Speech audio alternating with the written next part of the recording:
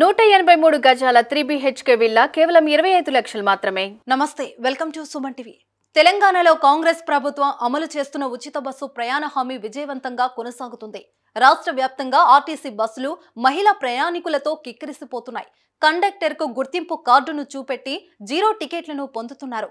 అయితే కొందరు మహిళలు గుర్తింపు కార్డులు తేవకపోవడంతో పాటు ఫోన్లో చూపించడం, జీరాక్స్ తీసుకురావడంపై ఆర్టీసీ దృష్టి సారించింది.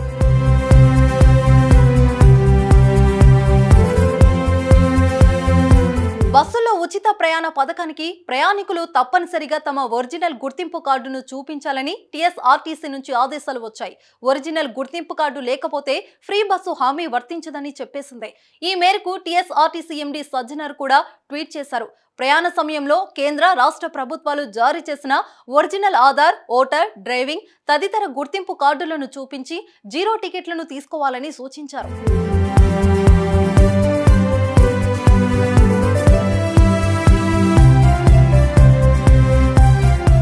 ఉచిత బస్సు ప్రయాణం కేవలం తెలంగాణ మహిళలకే ప్రభుత్వం అమలు చేస్తుంది. ఇతర రాష్ట్రాల ప్రయాణికులకు ఈ హామీ వర్తించదు.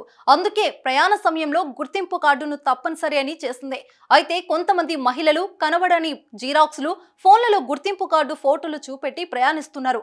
అవి క్లియర్గా లేకపోవడంతో కండక్టర్లకు గుర్తించడం కష్టతరం అవుతుంది. అదేవిధంగా చాలా మంది ఆధార్ కార్డులో చిన్నప్పుడు ఫోటోలు ఉండడం ఇబ్బందులు తలెత్తుతున్నాయి. వాటిని తొందరగా అప్డేట్ చేసుకోవాలని ఆర్టీసీ సూచిస్తుంది.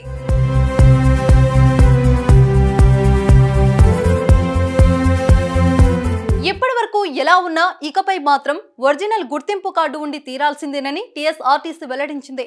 గుర్తింపు కార్డులోనూ ఫోటోలు స్పష్టంగా కనిపించాలని సూచించింది. గుర్తింపు కార్డు లేకపోతే ఛార్జీలు చెల్లించి టికెట్ తీసుకోవాలని తెలిపింది.